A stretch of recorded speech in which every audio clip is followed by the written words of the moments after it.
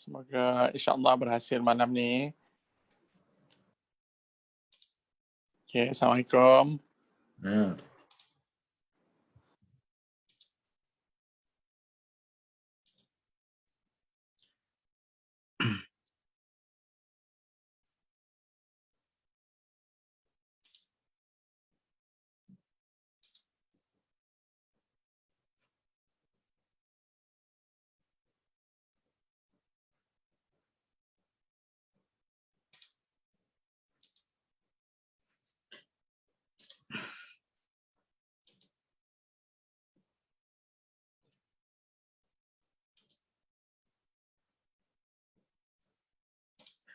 Bismillahirrahmanirrahim. Assalamualaikum warahmatullahi wabarakatuh. Sebentar ya, saya cuba setting kat sini ni. Assalamualaikum warahmatullahi. Baik, sebentar ya.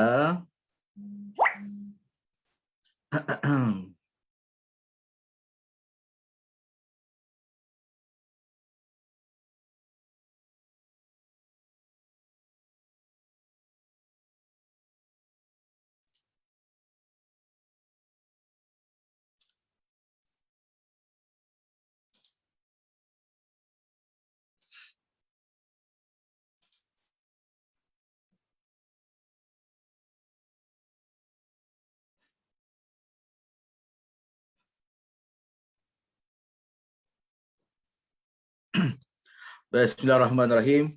Assalamualaikum warahmatullahi wabarakatuh. Alhamdulillahirabbil alamin. Assalatu wassalamu ala asyrafil anbiya'i wal mursalin wa ala alihi washabihi ajma'in. Rabbi shrah li sadri wa yassir li amri wa hlul 'uqdatam min lisani yafqahu qawli. Alhamdulillah, bersyukur kita kepada Allah SWT kerana diberi kesempatan kepada kita untuk bersama-sama setiap malam bersama kumpulan Nur Eco Resort dalam majlis-majlis ilmunya. Kalau semalam bersama dengan Ustaz Ghazali, sahabat saya, dalam bicara pusaka.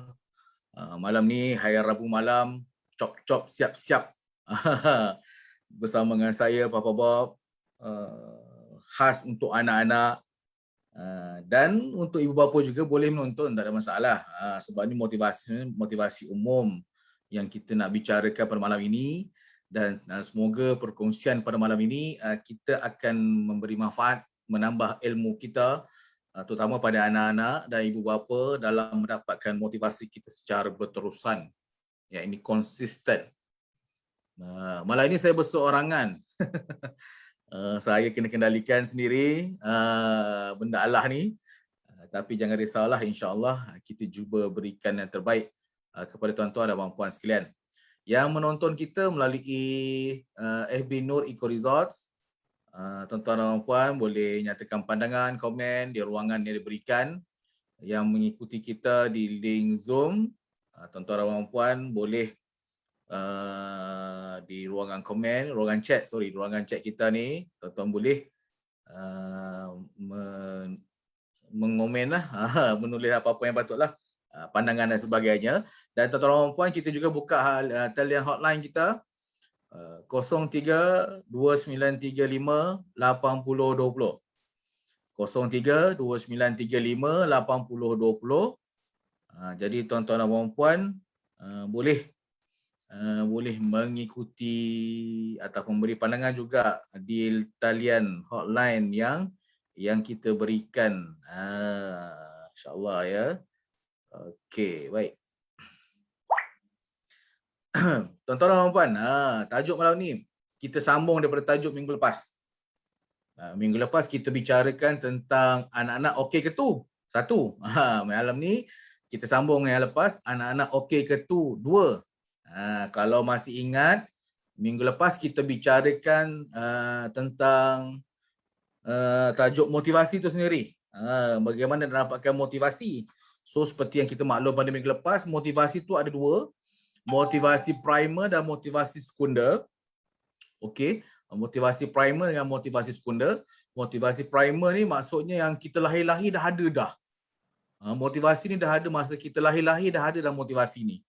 Iaitu motivasi yang contohnya motivasi nak makan contohnya. Itu memang ada dah. Memang fitrah kita kan nak makan, cari.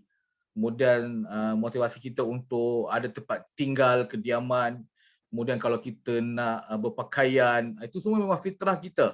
Daripada dulu lagi. Itu motivasi. Asas tu dah ada. Yang kedua, motivasi sekunder. Motivasi sekunder ni yang kita kena cari. Cari tu kat mana? Bukan jauh pun. Ada dalam diri kita juga.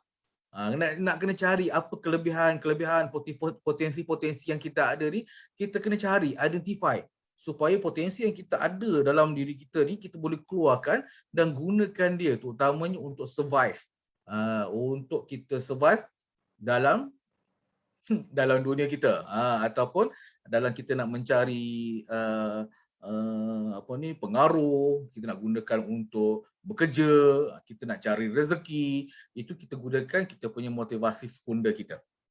Okey, kemudian kita bicara juga macam mana kita nak gunakan, macam mana kita nak mulakan motivasi kita pada setiap hari. Ingat ada 3 kaedah bila kita bangun kan. Pertama, adakah kita bangun tu dengan kita keluarkan perkataan-perkataan positif ke perkataan-perkataan negatif yang kita keluarkan. Kalau bangun pagi pun, aduh, hari Senin ke, nak pergi sekolah ke, nak pergi kerja ke, tu dah menandakan bahawa kita dah mulakan hari kita dengan perkataan-perkataan yang negatif. Tapi kalau kita mulakan bangun pagi, yes, hari ni nak bekerja, hari ni nak belajar sungguh-sungguh, maka words yang keluar tu adalah words yang positif. So kita mulakan pagi kita dengan words yang positif. Kedua, yang saya pesan minggu lepas, Papa pesan minggu lepas, ingat bangun pagi jangan lupa untuk solat subuh dulu. Sebab bila kita solat ni, mereka menambahkan lagi kekuatan emosi kita, fizikal kita, intelektual kita, jasad kita kan. Sebab dalam solat tu sendiri ada pengabdian kita kepada Tuhan. Kita meminta pertolongan daripada Tuhan untuk memudahkan urusan kita seharian. Jadi ada 2 dah. Kita bangun dengan kata positif, yang kedua kita mulakan dengan solat. Yang ketiga apa? Yang ketiga, ingat kita mulakan kita beri warna pada hari-hari kita. Kita beri warna hari-hari, maksudnya kadang-kadang kenapa kita tak bermotivasi, sebab kenapa kita tak bermotivasi, sebab setiap hari kita hanya letakkan warna hitam dan putih je dalam kehidupan kita. Seolah-olah ada warna hitam dan putih je dalam kehidupan. So kehidupan kita jadi malap, jadi tak best, jadi tak seronok sebab ada warna hitam dan putih je. So macam mana nak jadikan kehidupan kita ni ceria? Wah, hebat warna-warni. Letakkan warna dalam kehidupan kita. Tak kisah warna apa yang kita nak letakkan. Kata kita tak letak warna hijau, letaklah warna hijau dalam kehidupan kita. Kena letak warna kuning, letaklah kuning. Letak warna biru, letaklah warna biru. Tapi nak letak warna-warni pun boleh. Lagi menarik kehidupan kita. Lagi kita rasa seronok. Jadi bila ada warna-warni, inilah yang menyebabkan kita rasa seronok nak meneruskan kehidupan ataupun nak dapatkan motivasi kita setiap hari. Okey, ini 3 faktor kita dah kongsi pada minggu lepas. Minggu lepas juga kita dah sebut tentang musuh. Musuh kepada motivasi itu sendiri. Apa dia musuh kepada motivasi itu? Motivasi itu apa musuh dia? Musuh kepada motivasi adalah sifat malas. Musuh motivasi adalah malas. Bukan sahaja dia musuh motivasi, tetapi dia juga adalah pembunuh utama motivasi. Okey, pembunuh utama motivasi iaitu sifat malas. Malas tu apa? Papa baru jumpa dia punya akronim dia. MALAS. Malas. Manusia ada kalanya lalai atau leka akan saatnya. Oh, lemak cantik pula akronim ni kan. Apa dia? Manusia ada kalanya lalai atau leka akan saatnya. Cukuplah malas kan? MALAS. Saatnya masa apa? Saatnya tu masa lah. Masa dia lah. Kalau kita ada masa, kita malas. Kadang-kadang kita masa rajin. Sebab tu malas ni definisinya manusia tu ada kalanya lalai atau leka akan saatnya. Pada masa je. Itu kita punya akronim. Okay? Dia pembunuh motivasi kita. So malas dia juga, dia akan menentukan bahawa apa yang berlaku lepas tu adalah gagal. Sama ada kita gagal, separuh gagal, ataupun natijahnya adalah perkara-perkara yang negatif yang berlaku dalam kehidupan kita. Okey? Bila malas ni sebut je, sebut je perkataan malas ni, dia sama ada lepas tu dia punya kesan dia sama ada gagal, separuh gagal ataupun natijah dia adalah negatif. Bayangkan dengan perkataan malas saja, dengan perkataan malas saja, satu perkataan boleh ubah nilai hidup seseorang. Malas ni boleh ubah nilai hidup seseorang dengan perkataan malas je. Bayangkan daripada seorang yang rajin, seorang yang hebat, seorang yang berwibawa, contoh, ikon, idola. Bila dia malas je, terus boleh ubah daripada kebanggaan dia tadi menjadi perkara sebaliknya. Daripada seorang ikon jadi seorang yang tak bagus, tak hebat. Daripada seorang yang power jadi seorang yang lemah. Daripada seorang yang berkualiti jadi seorang yang tak berkualiti. Nampak tak? Kesan itu kesan perkataan malas tu sendiri. Jadi contoh malas tu macam mana? Selalu sangat kita bagi alasan ni, alah malas lah. Malas tu lah, malas ni lah kan. Kalau kita belajar, alah malas lah nak belajar kan. Ataupun kalau yang bekerja, mak ayah kita yang bekerja, malas lah nak kerja, boring lah nak kerja kan. Kalau kat rumah pula, mak pula, malas lah nak masak kan. Dalam rumah tangga pula, malas lah nak kemas ni semua tu, leceh lah kan. Nampak tak bayang kalau kita malas belajar. Apa jadi kalau kita malas belajar? Kan kita selalu kita sebutkan, malas nak belajar, boring lah, main game lagi best. Main game lagi best. Belajar, masuk belajar, tak nak lah belajar, main game lagi best. Dia kata main game lagi best. Mak dengar pun touching je kan. Pasal apa? Aku dah keluar duit banyak-banyak, belikan barang-barang sekolah dan sebagainya, kau tak nak belajar. Nampak tak? Malas lah nak belajar. Bayangkan, dia jadi zikir mulut kita. Malas nak belajar kan. Mak suruh belajar je, malas nak belajar. Kan sedap kan, senang kan nak sebut kan? Kan susah pun nak sebut. Malas nak belajar, malas. Jadi zikir harian kita kan. Bayangkan perkataan yang sama mak ayah kita buat pada kita. Bayangkan perkataan yang sama yang mak ayah buat pada kita. Mak pula kata, cakap, mak lapar lah mak. Mak malas lah nak masak. Mak pula malas nak masak, dia kata. Bayangkan mak malas nak masak. Bayangkan keboloran lah kita kan. Lepas tu cakap ke ayah, ayah nak duit sikit ayah. Malas lah, aku tak ada duit lah, aku malas nak pergi kerja. Bayangkan ayah gunakan benda yang sama. Kan perkataan yang sama digunakan kan. Malas lah nak bagi duit belanja, duit tak ada. Ayah malas nak kerja. Bayangkan mak ayah kita dua-dua menggunakan alasan yang sama pada kita. Malas. Bayangkan nampak tak? So jangan main-main perkataan malas ni. Tapi adakah itu berlaku? Tak sampai hati.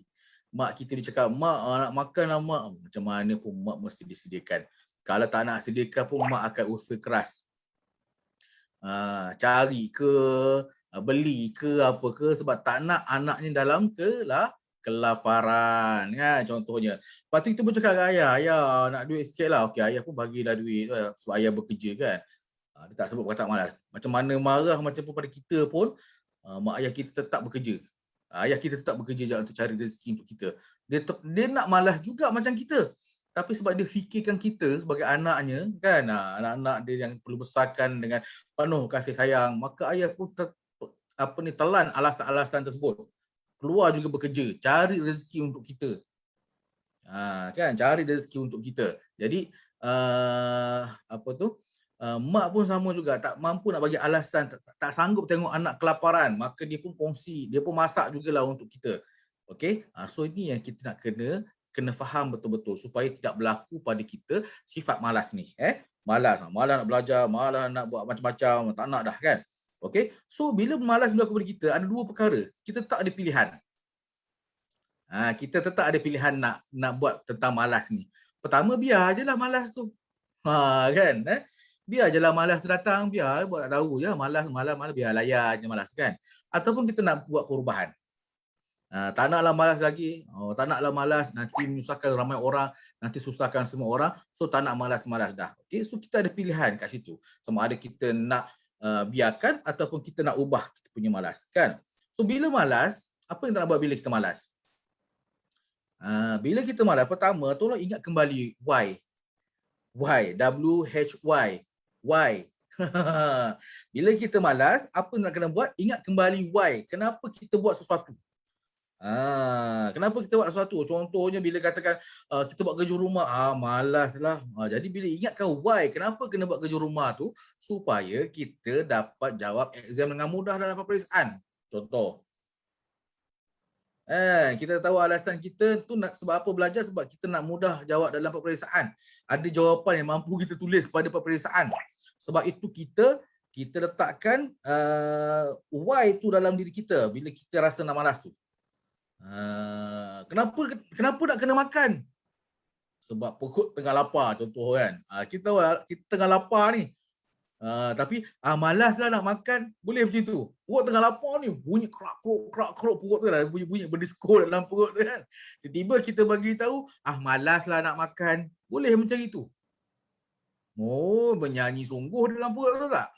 Jadi kita ada sebab. Why kena makan? Kena makan sekarang. Kalau tak tipuk gastrik, kena makan sekarang sebab nanti kelaparan, nanti malam dah tak ada makanan lain. So kena makan sama-sama dengan family contohnya. Kena makan. Why? Kita tak tahu why. So kenapa kena belajar tu? Sebab kita dapat keputusan yang cemerlang dalam peperiksaan kita, dalam kehidupan kita. So sebab tu kita letakkan why dalam kehidupan kita. Okay? So bila malas lagi, apa lagi yang kita kena buat? Yang kedua tanya diri, apa sebenarnya yang kita nak? Okey, anak-anak kena tanya diri di kat mana? Ingat tak minggu lepas kita ada cerita pasal hati kecil dengan hati besar. Okey, hati kecil dengan hati besar. Hati besar kan hati yang kalau kita tak, hati yang penuh dengan keangkuhan, sifat sombong, itu hati besar yang jawab kan. Awak nampak handsome lah contohnya. Awak nampak handsome lah. Mestilah tengoklah bapa aku siapa. Mana tu yang aku nampak handsome. Kan. Awak nampak comel lah.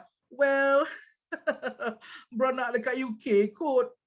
Beranak kat UK sebab comel. Okey. Beranak kat UK sebab comel kan. Itu hati besar yang jawab. Tapi kalau hati kecil, kita tanya hati kecil jawab apa? Ya Allah, nak macam mana kan? Allah takdirkan rupa yang baik, rupa yang handsome. Alhamdulillah, rezeki Allah. Jawab dengan penuh kejujuran. So tanya diri kita sendiri dengan hati kecil kita, apa yang kita nak sebenarnya dalam hidup?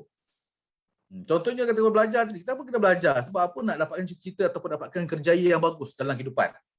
Kan kita dapatkan kerjaya yang bagus dalam kehidupan. That's why kita nak kena fokus apa yang kita buat. Tanya diri kita. Tanya diri kita apa yang kita nak. Okey? Kemudian macam mana nak buat? Yang ketiga, macam mana nak buat? Bila masa macam mana kita nak buat? Kena cari, kena fikirkan macam mana kita nak buat supaya tak malas. Mulalah buat jadual, contohnya belajar kan. Kena ada jadual kita, belajar ikut jadual kita satu persatu kan.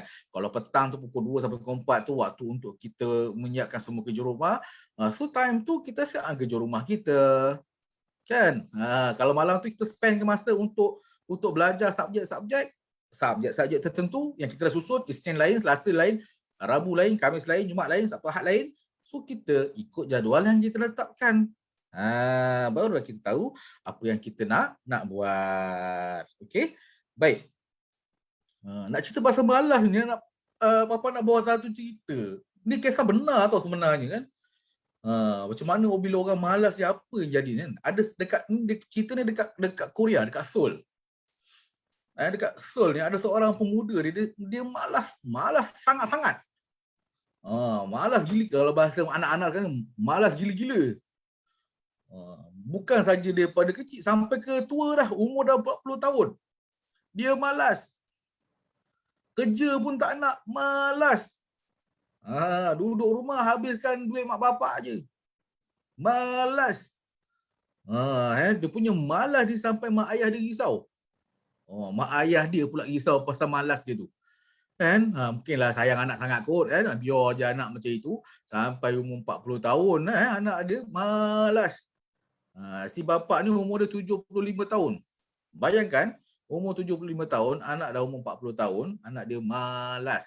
Risaunya pasal mak dengan ayah ni kumpulkan sampah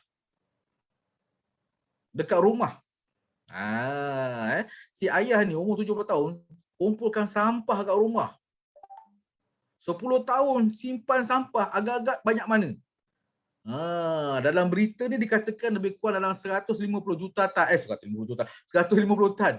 150 juta pula. 150 tan sampah. Mak ayah dia kumpulkan kat rumah ni 150 tan sampah. Sampai rumah tu dah tak tahulah rupa apa. Sampai mereka tinggal kat ruangan yang kecil. Rumah dalam bilik tu, bilik kecil dia orang tinggal. Sebab apa? Rumah tu penuh dengan sampah. Kenapa ada sampah tu? Mak ayah dia bajet besok kalau mak ayah dia dah mati, mak ayah dia meninggal, anak dia boleh jual sampah-sampah tu. Mak ayah dia nilai lah jual sampah tu lah. Jual sampah tu mungkin tin-tin ke, botol-botol ke, kotak-kotak ke kan. Jadi suruh recycle. Risau anak yang punya pemalas ni, takut besok bila mak ayah dia mati, anak dia tak boleh survive, mak ayah dia kumpulkan sampah sampai 10 tahun. Bayangkan punyalah sayang kat anak tu kan. Pada jugalah kan. So sampai peringkat macam itu dia punya malas. Okey, sampai satu hari isteri dia sakit. Bawa pergi hospital, ada masalah kesihatan sebab environment rumah tu yang tak selesa, ada rumah yang bau sampah dan penuh dengan sampah. Jadi doktor nasihatkan buang semua sampah tu. Baru dia buang semua sampah tu. Sukarelawan datang tu timbang kilo 150 tan sampah dia keluarkan. Itu pun sebab isteri dah sakit. Kalau tak rasa dia biar dia mati pun dalam keadaan yang macam gitu. Kan? Sebab dia nak supaya anak dia boleh nanti adalah duit bila jual sampah-sampah tersebut. So ni cerita benar. Bukan tak ada orang malas ni. Sebab malas ni bukan pada kita anak-anak aja. Orang lain pun malas juga. Kan? Kalau anak-anak rasa anak-anak malas, orang lain pun malas juga. Kan? Kakak kita pun malas juga. Ayah kita pun ada malas dia juga. Ibu kita pun ada masa malas dia juga. Atuk nenek kita pun ada malas. Sebab malas ni datang pada semua orang. Bukan pada kita je. So kalau kita cakap kita, kenapalah malas daripada kita je, tak betul. Kata tak betul. Sebab malas datang pada semua orang. Okay? So kena faham yang itu. So macam mana kita nak buat ni? Macam mana nak buat ni? Macam mana kita nak buat atasi malas ni? So yang pertama sekali antara tips Bapa kongsi tips teruslah masa kita ada lagi. Okay. So Bapa kongsi tips antara perkara yang kita nak kongsikan tentang malas ni, pertama macam mana nak atasi dia. Pertama kena paksa diri kita. Okey, nak tak nak anak-anak kena paksa diri anak-anak untuk buat perubahan. Contohnya malaslah nak bangun, kena bangun. Malaslah nak mandi, kena mandi. Kan, kena paksa diri kita. Sebab kalau kita tak paksa diri kita, dia akan jadi orang panggil tabiat lah. Nak sebut habitat tadi, dia akan jadi tabiat pada diri kita. Malas mandi, so kita tak mandilah. Kan kalau pergi sekolah dulu, tiap-tiap pagi kita boleh mandi tu tak? Tapi bila PDPR ni pagi nak mandi punyalah susah. Seksa nak mandi pagi. Kan kadang-kadang masuk kelas pukul 8.30. Kelas PDPR tu pun tak mandi. Muka ya Allah. Kan? Alio pun melekat lagi. Kan? Sebab apa? Sebab malas nak mandi. Kalau masa pergi sekolah, rajin mandi. Tapi sebab PDPR, malas mandi. So kena paksakan diri kita mandi. Bayangkan kita bangun-bangun, semangat dah tak ada, lepas tu badan pun tak fresh. Pergi masuk kelas, agak-agak kita belajar sesuatu tak? Kita tak belajar apa-apa. So anak-anak kena bangun. Anak-anak kena bangun. Anak-anak kena bangun. Sekejap ya. Ada soalan. Okey, baik. Anak kena bangun. Mandi siap-siap pagi-pagi. Okey? Boleh. Yang kedua, anak-anak jangan bertangguh. Okey? Jangan bertangguh. Okey, buat sesuatu jangan bertangguh. Contohnya kita banyak bertangguh. Contohnya patutnya kena siapkan minggu ni, homework tu kena siapkan dalam minggu ni, kena hantar hari Isnin depan. Jangan hari Ahad baru nak buat. Kan? So anak-anak kena buat awal-awal. Kalau rasa tu tugas tu banyak, pecahkan sikit-sikit. Okey, yang penting jangan bertangguh. Tangguh masa bila? Esok nak hantar, malam ni baru puluh habis sampai 2 pagi, 3 pagi, 4 pagi, 5 pagi kan. Sebab apa? Sebab nak belajar tu kan. Sebab nak apa? Nak siapkan homework tu. Jadi yang kedua, jangan bertangguh. Okey? Yang pertama tadi, paksa diri kita untuk tak nak malas. Yang kedua, buat kerja jangan bertangguh. Okey? Yang ketiga anak-anak, apa yang anak boleh buat adalah berhenti beri alasan. Berhenti beri alasan. Sebab bila kita bagi alasan ni, kita akan berada dalam comfort zone. Contohnya lah kan, malas lah nak buat, orang lain bukan buat pun. Biasa buat kan? Biasa buat kan? Malas lah nak pergi tuition, orang lain bukan datang pun. Nampak tak? Kita bagi alasan. Okey? Kita bagi alasan. So, kita kena berhenti bagi alasan. Sebab kita bagi alasan, kalau kita bagi alasan, apa berlaku pada kita? Kita bagi je alasan pada orang lain, kita seolah-olah macam kita tak bersalah. Jadi tak mengapa malas, tak mengapa tak buat kerja rumah, tak mengapa tak siap kerja rumah. Sebab apa? Sebab kita berada dalam comfort zone, sebab kita dah bagi alasan. Kita tak rasa kita bersalah langsung. That's why lah. Okey, yang ketiga, berhenti beri alasan. Dan dia senang juga dengan teknik yang keempat ataupun cara nak yang keempat, iaitu stop salahkan orang. Kan tadi kan, malaslah buat latihan ni, orang tu tak buat pun, Rahmat tak buat pun, Karim tak buat pun, apa salah saya nak kena buat? Orang lain tak buat, orang lain tak hantar, kenapa saya nak kena hantar? Nampak tak? Walhal cikgu dah bagi tugasan tu dah, cikgu dah bagi cikgu dah bagi arahan kan, kena hantar. Tapi orang tak hantar kan. Jadi kita rasa seronok sebab orang lain pun tak hantar. Itu dah dalam comfort zone. So anak-anak pun kena jangan salahkan orang lain. So apa-apa berlaku pun, dia tak hantar pun, kita yang salah sebab kita yang tak nak hantar. Okey, jangan libatkan orang lain. Okey, seterusnya perlu ada perasaan cemburu. Bila kita malas ni, kita kena ada rasa cemburu. Kenapa cemburu? Cemburu ni bukan cemburu dalam konteks yang negatif, cemburu dari konteks yang positif. Contohnya, kita tak dapat result yang bagus. Ada kawan kita dapat keputusan yang bagus. Kan? Bukan maksudnya kita cemburu dia sampai peringkat kita pergi santau dia atau pergi marah dia. Bukan macam itu. Cemburu maksudnya, best lah dia dapat keputusan yang bagus, mesti dia belajar sungguh-sungguh. Mesti dia buat semua yang cikgu suruh kan. Jadi belajar sungguh-sungguh. Dia mesti belajar bersungguh-sungguh macam dia juga. Nampak tak? Okey, so kena ada rasa cemburu. Bestnya tiap tahun dia je datang pentas ambil hadiah nombor 1. Kan, tiap-tiap tahun dia datang naik pentas, ambil hadiah, dapat keputusan yang bagus, dapat straight A's kan. Tiap-tiap tahun dia. Bila aku pula nak naik? Kita kena ada perasaan cemburu macam itu. So bila ada perasaan cemburu macam tu, barulah kita ada persaingan. Persaingan macam mana? Persaingan yang sihat lah.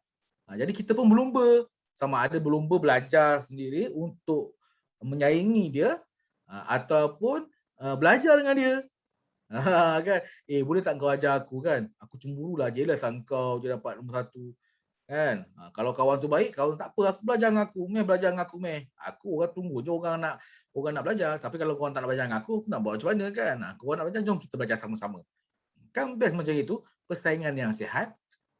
So anak-anak kena ada perasaan cemburu. Seterusnya, tadi Papa dah sebut contohnya kan, pecahkan tugas-tugas yang besar. Contohnya banyak ni. Ya Allah, nak siap yang mana satu ni. Matematik kerja banyak. Sains kerja banyak. Sejarah kerja banyak. Jadi bila kita rasa terlalu banyak kerja, sudahnya satu benda pun kita tak buat. Kan? Contoh tadi lah macam Pak cakap tadi, besok nak hantar, malam ni semua nak siapkan semua subjek. Mana mau. Kan?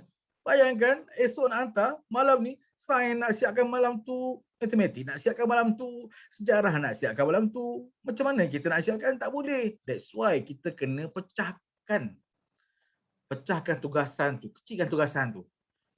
Contohnya, matematik ada 5 bab contoh. Kenapa tak buat tiap-tiap malam satu bab. Sampai Ahad besok selesai 5 bab. Ataupun malam Ahad tu tinggal 1 bab je lagi nak cover. Ataupun nak modify sikit-sikit ke hari Ahad malam kan. Kan? So kita pecahkan tugas tu, jangan nampak banyak. Pecahkan tugasan tu kecil-kecil. Ikut hari-hari. That's why jangan bertangguh. Kenapa kena jangan bertangguh? Supaya kita tak nak nanti kerja kita nampak jadi banyak. Kerja yang banyak tu kita kumpulkan sehari sebelum nak hantar. Memang tak siap lah. Bila tak siap, bila dah nampak terlalu banyak, bukan tak siap je, kita tak nak buat langsung. Kalau nak buat sikit-sikit okey juga. Ni tak nak buat langsung sebab dah terlalu banyak. Stres katanya kan. So bila stres tak boleh siapkan. Satu benda pun tak siap. That's why anda nak kena agihkan setiap hari tu nak buat apa, nak buat apa. Buat sikit-sikit tak apa. Janji penting konsisten. Kan? Pecahkan kepada 5 bahagian. Kalau ada 5 hari, pecahkan kepada 5 bahagian. Kalau ada 3 hari, pecah kepada 3 bahagian. Supaya apa? Tak terlalu berban kita nak siapkan pada hari terakhir. Okey. Faham Seterusnya, selain pecah-pecahkan tugasan, baik.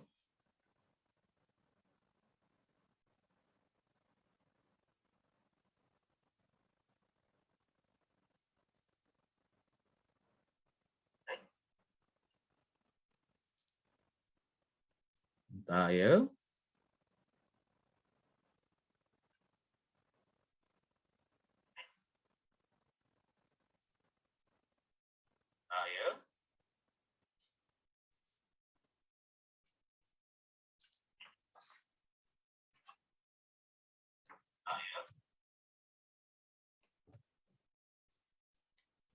Sekejap ya.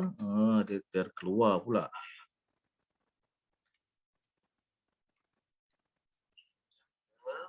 Dia terkeluar pula.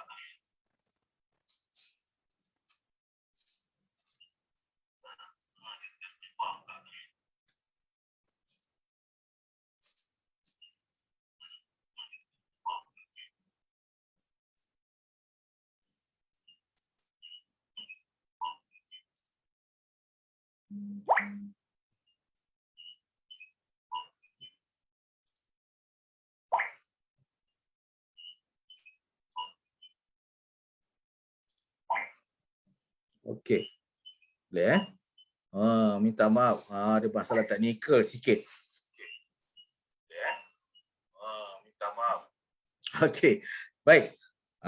Tadi kita kat mana tadi? Kita dah sampai ke buat kerja satu-satu. Buat kerja satu-satu. Baik.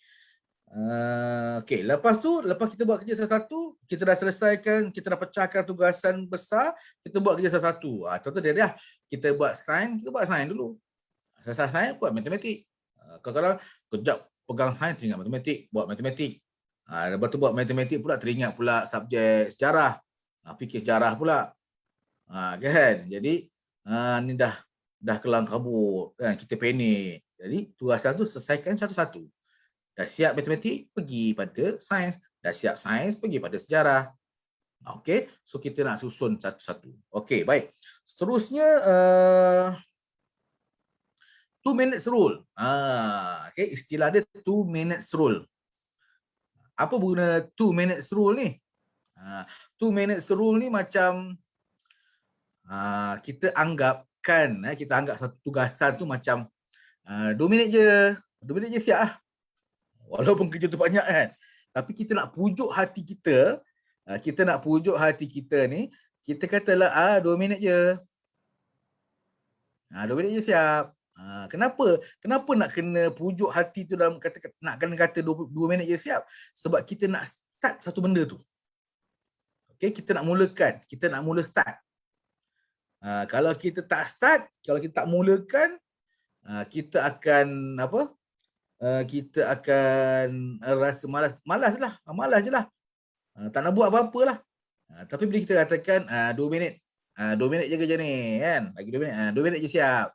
So kita letakkan 2 minutes rule. Supaya apa? Nak cetuskan kita untuk mula sesuatu, untuk buat sesuatu. Contohnya ada kerja rumah ni kan, ada homework ni kan. So kita kata kita 2 minit je kan, tak lama ni. So start lah. Bila dah start tu, siap kerja lah kan. Alang-alang dah start tu kan. Cuma kita nak bagi tahu pada diri kita, kita nak start buat. Okey, kita nak start buat. Okey. Baik. Seterusnya, dalam tugasan kita tu ada 2 perkataan. Pertama, urgent. Yang kedua, important. So anak-anak kena classifykan tugasan kita ataupun homework kita tu sama ada dia urgent ataupun important. Apa beza dia?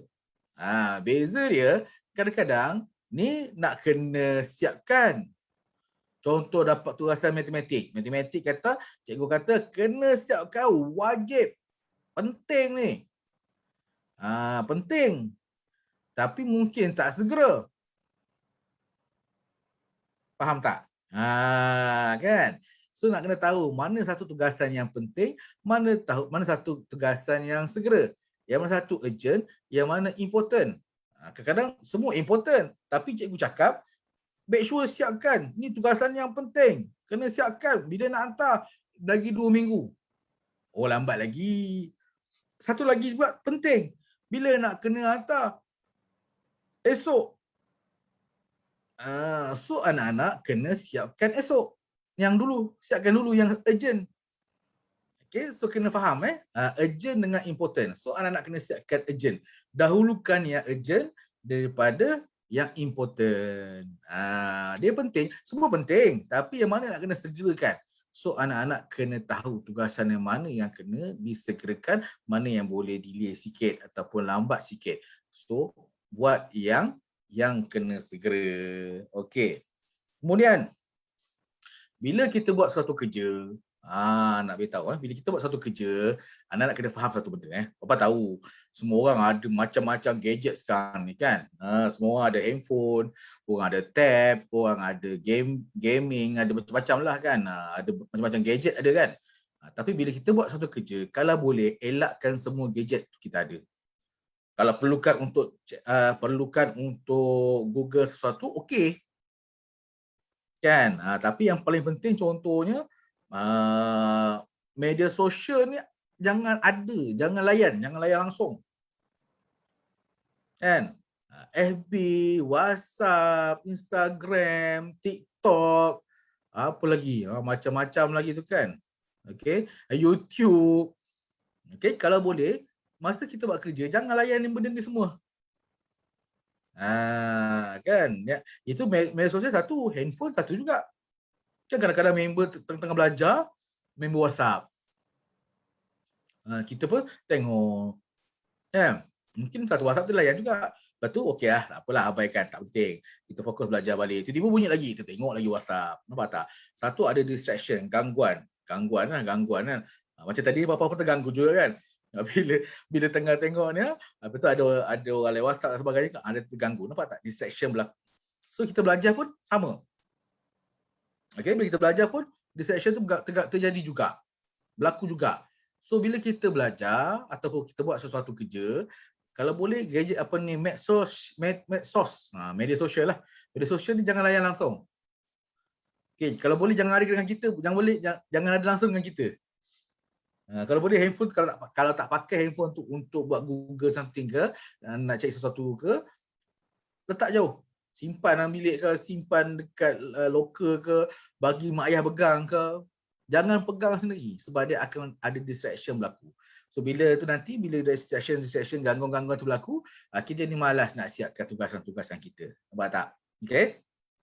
So anak-anak kena ingat, jangan ada media sosial. Seterusnya, rehat. Rehat bila perlu. Okay. Jangan terlalu banyak merehat. Ada orang bila dia buat kerja, rehat. Buat kerjanya 5 minit ataupun studinya 5 minit. Tapi rehatnya setengah jam. Kan? Belajarnya 5 minit, rehatnya 2 jam. Siap minum air, siap sigang bunga, siap main takraw, main badminton, main game dan sebagainya. Lepas tu baru belajar balik 5 minit. Jangan macam itu So nak kena buat apa? Rehat bila perlu je. Contohnya kita tahu, kita dah ada jadual kan? Jadual kita dah ada. Bila jadual tu kita belajar sejam contohnya, rehatlah 5 minit. 5 minit tu buat apa? 5 minit tu, ni nak ajar. 5 minit tu buat apa? Pertama mungkin boleh pergi bilik air. Nak buang air ke, cuci muka ke. Okay. Yang kedua, minum air. Dah buang tadi kan? Minum balik. Bukan minum balik air yang buang tu. Minum lah apa-apa nak minum pun kan. Bancu Nescafe ke apa ke. Minum. Minum tu jangan minum dekat tempat belajar tu. Kalau boleh tempat belajar tu kosong. Jangan ada apa-apa. Kecuali nota yang kita nak belajar je. Kan? Ni kadang-kadang bila nak belajar je atas meja penuh kan. dengan airnya, dengan jajannya, dengan makanannya penuh, kek, nasi goreng, semua dekat meja belajar ni. Kalau boleh makanan jangan ada kat meja belajar. Sebab tu bila kita ada rehat tadi tu, pergi minum sekejap. Minum, dah start balik belajar. 2 jam lagi. Okey, kalau boleh jangan ada kat meja belajar tu, makanan ataupun minuman. Okey, air kosong, okey. Tapi kalau baiknya kalau 5 minit belajar kat rumah tu, better pergi kat dapur, minum dan sebagainya. Okey. So cara kita nak atasi perasaan malas kita tadi tu. Okey. Rehat bila perlu. Okey. Seterusnya, ayat ni semua jadi. Anak-anak kena gantikan perkataan malas tu sendiri.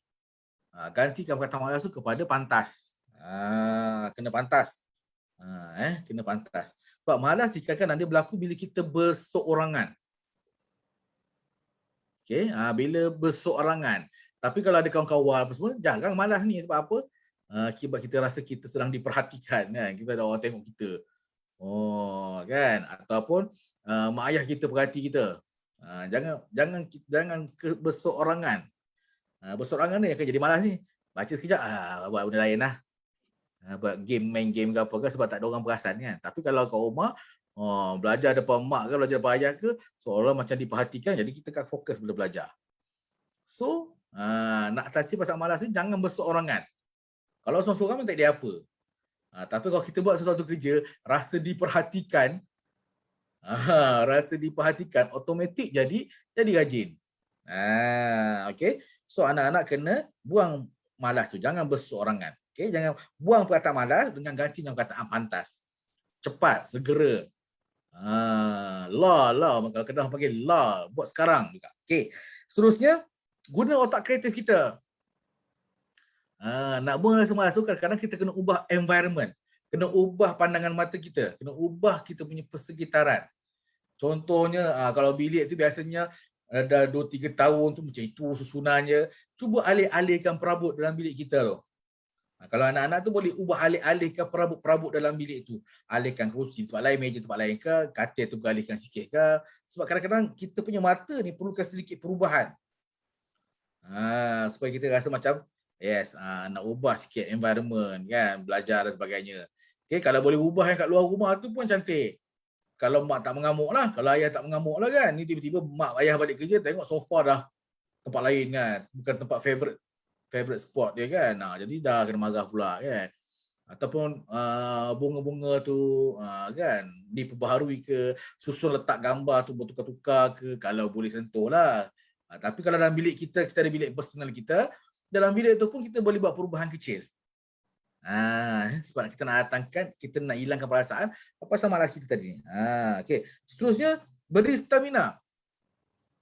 Beri stamina pada diri. Malas ni kadang sebab kita lemah, rasa lembik, rasa tak kuat, rasa tak strong. Kena fikir juga apa faktornya. Kena beri stamina pada diri kita. Contohnya, suplemen. Suplemen saya ambil vitamin C contohnya. Okay, untuk otak kita kan. Kemudian cari makanan-makanan yang berkhasiat. Cari makanan-makanan yang berkhasiat. Makan berkhasiat. Bukan makan yang sedap-sedap kena beza tu. Makan makanan yang sedap-sedap dengan makanan berkhasiat tu beza tu. Sedap tu kadang-kadang kek pun sedap kan. Bapa ni pantang jumpa kek. Kalau jumpa kek tu nak makan je kek kalau jumpa lah. Tadi pun petang ada orang kirim macam kek lah. Apa nama pun tak tahu. Orang hantar kan. 2 kotak makanan manis-manis kan. Memanglah sedap. Tapi kita bukan nak cari sedap. Kita nak cari yang berkhasiat. So anak-anak kena juga cari makanan yang berkhasiat. Minum pun minuman yang berkhasiat. Okay. Dan juga senaman. Senaman-senaman jangan lupa. Tahulah sekarang ni tak boleh nak keluar dan sebagainya kan. PDPI kat rumah. So kena ambil masa juga untuk exercise. Untuk generate minda kita, otak kita, fizikal kita. Bila kita rasa strong, otak kita rasa segar, fresh, barulah kita seronok nak buat kerja. Tak ada perasaan malas tu lagi. Okay. So nak kena generate kita punya pemakanan, kesihatan kita, senaman kita kena buat, dan juga mungkin kena ada suplemen ataupun makanan-makanan minda seperti kismis. Buah kismis tu ke, ataupun buah prune kan, yang mahal sikit kan, prune. Tak mampu, tak apalah, yang mampu beli. Tak mampu, tak apa, makan apa yang ada, makan nasi tu pun berkhasiat. Makan lauk-lauk yang yang mak kita masak pun berkhasiat. kan, cukup sifat dia, ada proteinnya, ada karbohidratnya, ada sayurnya, ada buahnya. Okey, so kena buat macam itu. Okey, okey, so kesan dia pada diri kita. So nak tak nak, anak-anak kena atasi. Papa buat satu cerita, Papa suka buat cerita kan. Cerita apa? Lupa nak buat cerita hari ni. Selalu ada cerita kan. So hari ni kita buat satu cerita. Cerita ni berkenaan dengan lembu dengan kedai. Lembu dengan kedai ni dia kawan baik lah, dia kawan baik. Natang lembu dengan kedai ni dia kawan baik kawan baik, best friend forever katanya. Okey, mereka berdua ni bekerja, mereka lah. Dua ekor ni bekerja kat sebuah ladang. Sebuah ladang. Bekerja ni hari-hari kerja. Sampai satu hari ni si lembu ni dapat idea. Lembu ni dapat idea dia kata, "Weh kedai," dia kata kan. Kedai. Kita ni hari-hari kerja kan. Aku nak buat elah lah. Kan, kau nak buat elah apa? Kedai tanya kan. Aku nak buat sakit lah, dia kata kan. Lembu ni betul kat kedai. Aku nak buat sakit lah. Kan, nak betul kat tuan, aku ni tuan ladang ni, tuan dia lah, tuan lembu ni lah kan. Yang dia sakit. Pura-pura sakit. Lepas tu dia ajak sekali, "Jomlah ikut aku, kita buat sakit sama-sama kan." Dia cakap kat kedai. Kedai kata, "Tak nak lah aku. Kau nak buat sakit, kau buat seorang-seorang. Aku nak kerja," kata kan. Dia pun nak kerja. Tapi kedai lembu ni pun dia bagi alasan lah dekat tuan kan. Dia sakit. Tak adalah dia cakap sakit dekat tuan lembu kan. Kalau lembu cakap sakit kat tuan lembu, lari tuan lembu. Tapi dia buatlah tergolek macam itu kan. Jadi tuan dia pun kesian. Bila tuan dia kesian, maka tak adalah dia bagi buat kerja. Dia bagilah lembu ni rehat. Tapi si kedai ni kerja. Hari-hari kerja, tak berhenti. Non-stop kerja. Tapi si lembu ni dia bagi rehat. Kan. Dah lah bagi rehat, bagi makan sedap-sedap lah tu. Lagi banyak daripada biasa. Sebab tuan dia fikir, lembu aku ni tak sihat. Jadi bila bagi makan lebih sikit ni nanti supaya dia lebih cepat sihat. Kan. Jadi bila sampai petang tu, si kedai balik, lembu tanya, ada tak tuan tanya apa-apa pasal aku? Tanya kan. Tak adalah, tak ada apa-apa pun. Tak ada apa-apa pun. Okey. Jadi lembu ni dia bagi alasan ni bukannya sehari dua. 2 minggu dia bagi alasan. Hari-hari sakit. Kan. Hari-hari sakit. Tapi si kedai ni hari-hari kerja dia tip-top. Buat kerja dia power. Dia buat kerja power. Bila dia buat kerja power, jadi tuan lembu ni pun bagi reward lah kepada kedai dia kan. Awak buat kerja bagus lah. Jadi kita bagi reward. Bagilah makanan ke, bagi apalah. Tak kisahlah apa-apa reward pun kan. Jadi balik petang tu kedai balik. Dia balik-balik, berjaya lah, lembu pun tanyalah, "Hari ni tuan nak cakap apa tak? Pasal aku?" Tak adalah, tapi tuan bagi aku macam-macam reward hari ni dia kan, sebab dia hargai aku punya kerja keras. Dia kata aku rajin, dia kata aku bagus, tolong kat ladang kan. Jadi tuan bagi macam-macam lah penghargaan kat aku kan. Dia bagi makanan sedap-sedap, dia bagi macam-macam lah, apa-apalah yang aku perlukan kan. Bagi suplemen dan sebagainya kan, bagi tambah kuat kan. Tapi ada tapi ya. Tapi dia apa? Tapi tadi aku ada dengar tuan ada bercakap dengan seseorang. Cakap dengan siapa? Aku tahu dia kenalkan diri sebagai tukang penyembelih lembu. Tukang sembelih lembu. Dengarlah ada cerita-cerita kat orang tu, dia kata, "Aku ni lembu aku ni dah 2 minggu ni tak kerja ni, tak sihat ni. Aku ingat nak suruh kau sembelih je." Dia suruh kau sembelih lembu dia. Nampak tak lembu yang malas tadi? Kan dia ingat dia boleh bagi alasan tu. Dia malas nak buat kerja tadi kan. Dia bagi alasan sakit. Tuan dia bertambah sayang. Sehari dua tu sayang lah kan. Habis dah 2 minggu ni tak boleh jadi ni. Kerja tak jalan-jalan ni kan. Panggil orang sembelih je senang. Nampak tak? Kan? So bayangkan orang yang malas ni, nampak tak ada orang yang sayang pun. Orang yang malas ni orang tak peduli pun. Tapi yang rajin, yang bagus, orang akan bagi penghargaan, bagi rewards kan. Dia rasa tuan dia bagi reward, bagi makanan lebih banyak daripada biasa, tapi tuan dia nak jadikan dia lebih sihat, cepat sihat supaya dia boleh bekerja semula. Tapi dia salah faham.